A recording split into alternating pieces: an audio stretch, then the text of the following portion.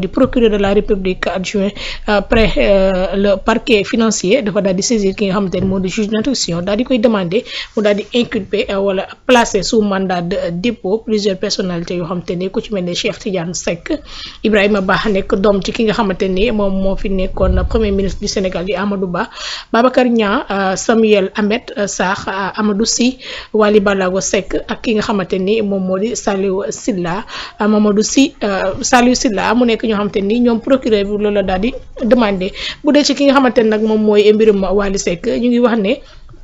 li nga xamante ne moo ko mën a dugal mooy supposé participation bi nga xamante ne am na ko ci ay circuits yoo xamante ni financier yoo xamante ni dafa daal di am turam daal di ci bokk ci liñ ciy cité lu bëree bëri ci ay reprise jëm ci ay documents transmis yoo xamante ne juge d'instruction moo ko daal di yor moom moomee li ñu koy loolee mën na daal di nekk loo xamante ne dañ koy teg ci ndoddam ba mu mën a risquer li nga xamante ni moom moo di mandat de dépôt bu ñu daal di juge bi bu daal di suivre instruction yi nga xamante ni moom le procureur financier daal di demandé ci mbir moom mais ay tour ba tey di daal di génn mu doon dañu surprendre bu baax a baax laata ñoo ñëw sax si doomu Amadou Ba bi damay yari ñëw ba tey ci Wally Seck un nom boo xamante ne nii voilà duñu ko dégg si mbir ñi tey ñu ñëw xëy dégg ko ci turam mu nekk loo xamante ni ça surprend pratiquement le peuple sénégalais. Waaw, ça peut surprendre certains, ça peut ne pas surprendre d'autres, mais ce qui est sûr mooy que ni li fi turam génn moom ñu fa seen tur génnoon actuellement ñu ngi ci ay jafe-jafe. Ça moom c'est certain. Deuxième chose mooy que ni effectivement c'est pas la première fois ñuy dégg peut-être Wally ci ay affaires yoo xamante ni peut-être que parce que qui se rappelle bien se rappelle effectivement de l'histoire des véhicules yi nga xamante ni am na ñu jiite woon ba mu juróon coow et cetera ba amoon na quelqu'un de la famille de Kaolack boo xamante ni tuddoon nañ ci turam. Avec également l'histoire avec Mass Koki. Tu vois, donc c'est une histoire boo xamante ni yàggul trop. Bien sûr. Mais Sénégal bon dafa bokk peut-être ci sunu ay atu mooy que ni sur certains faits vite fait dañuy koy jël placé ko bañ a sëgg ci loo xamante ni lu négatif la trop. Mais effectivement son nom est déjà sorti dans des histoires yoo xamante ni yoon am na ci yoon. Léegi nag tu me diras que position moo tax.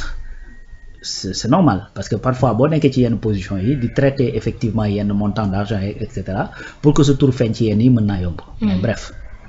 si on revient à ce dossier-là, c'est-à-dire encore une fois c'est l'histoire avec Centif. Donc tey boo xoolee ay ramifications la xam nga gis nga Centif bi mu ne bëgg a ñett tegu ci laa waxoon fii ci plateau bi ma ni farbatee nañ ko.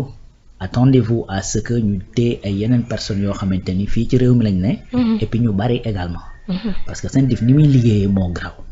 c'est-à-dire c'est des dossiers béton moo tax boo xoolee liñ ci tudd ñëpp dañ dem ci procureur ñu bëgguñ seen kër. Est-ce que am nga koo dégg ñu ne kii dañ ko woolu dans le cadre d'une enquête Centif ci yu récent yi ñu ne dem na après bàyyi nañ ko ñibbi mennum Farba moo ñëw ñu jox ko dossier ne ko dellu si 15 jours après mu dellu suñu teg ko ñeneen ñi ci des ñëpp parce que le procureur buy def réquisitoire am da leen di wax bu ñu ñëwee na leen placer sous mandat de dépôt donc boo ñëwee ñu war la placer sous mandat de dépôt ñaari yëf la fa mën a jëlee mooy effectivement nga cautionner lu ñu nangu wala nga def une contestation sérieuse ñu la demal toog le temps que ñu continuer yëf yi te même loolu sax actuellement c'est extrêmement difficile ci cas bi. Donc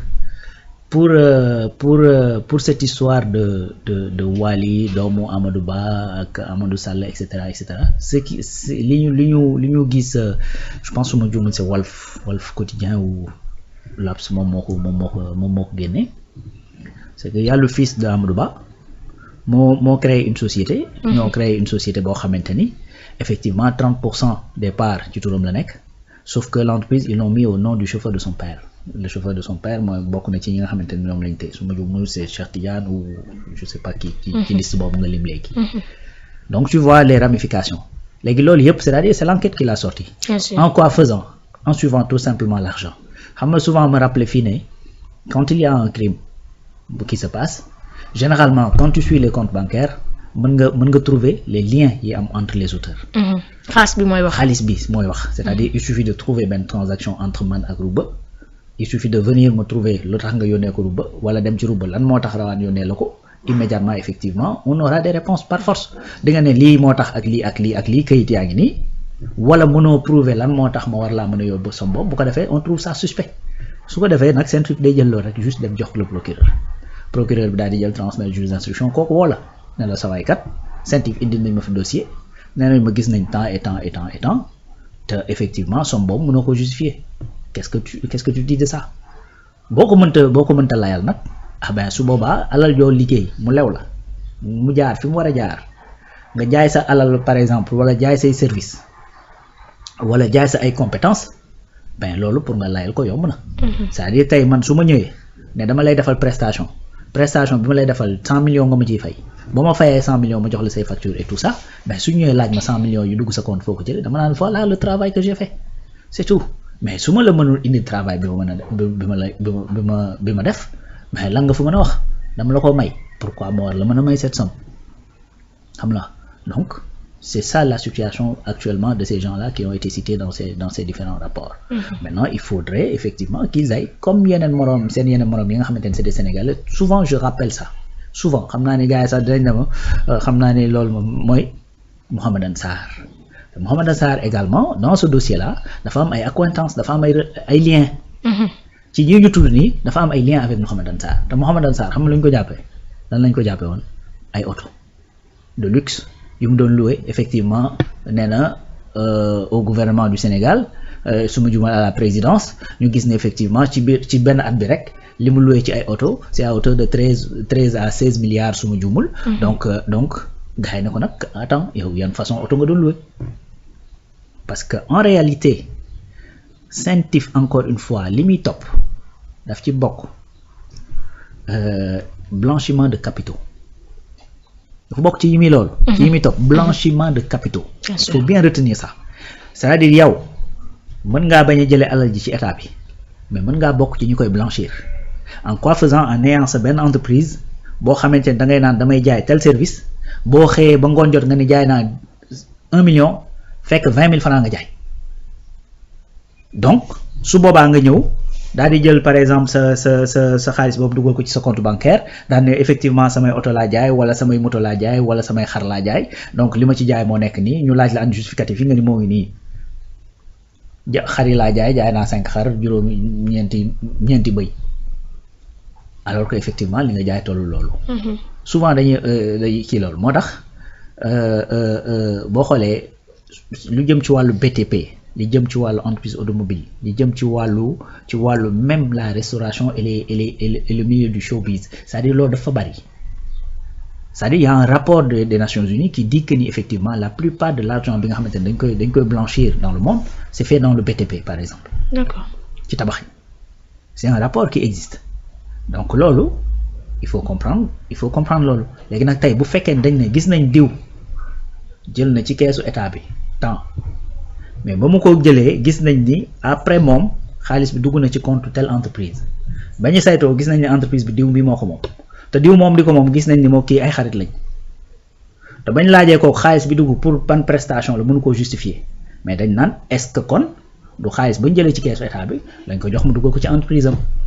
te comme ay xarit lañu est-ce que moom ci boppam mi jël xaalis bi moom entreprise boobu dénk ko comme prête non. Voilà les questions que se posent effectivement les gens yi nga xamante ñoo nekk dans la justice et que se posent également les Sénégalais lambda. Bien sûr. léegi nag pour que la lanterne de tout un chacun soit éclairée il faut que ñu woo ci kenn ku ci nekk selon nag procédure yi nga xamante ne moom la yoon teg voilà ñu toppee la noonu garder sa présomption d'innocence enquête la comme ni ñu la war a enquêter en bonne et due forme poursuivre la bu fekkee dañ la war a poursuivre def ko exactement comme ni ñu koy defee ci cas yi nga xamante ni moo fi jàll. ba nga xamante ni ba tey jii may wax ak yow déggoo avocat ku ñu jàpp ci cadre CENTIF ku génn di ñaxtu naan sama client respecté wu ñu ay droit wam voilà. lépp lañ daal di teg ci yoon. ay ca ba tey ñu daal di des ci dossier boobu noonu li nga xamante ni moom mooy doomu ki nga xam ne moom moo di Amadou Ba di yootu Ibrahima Ba on a l'impression que ni ñoom bukki bi nga xamante ni moom matoon Abdoulaye Wade ci Macky Karim Wade ñoom daa mel ni daa continuer di leen matt jëluñu ci benn yoon benn li nga xamante ni moo di exemple à chaque fois rek seen i doom wala seen i frère wala seen i nangam dañ koy dugal ci mbir mi ba bu demee ba ñoom ñu war a wadd sax ñoom dañuy tombé wala ak ñoom. Oui, des fois vraiment c'est des leçons yoo xamante ni ñenn ñi peut-être tiré wuñ ko bon à moindre mesure également parce que Abdoulaye Wade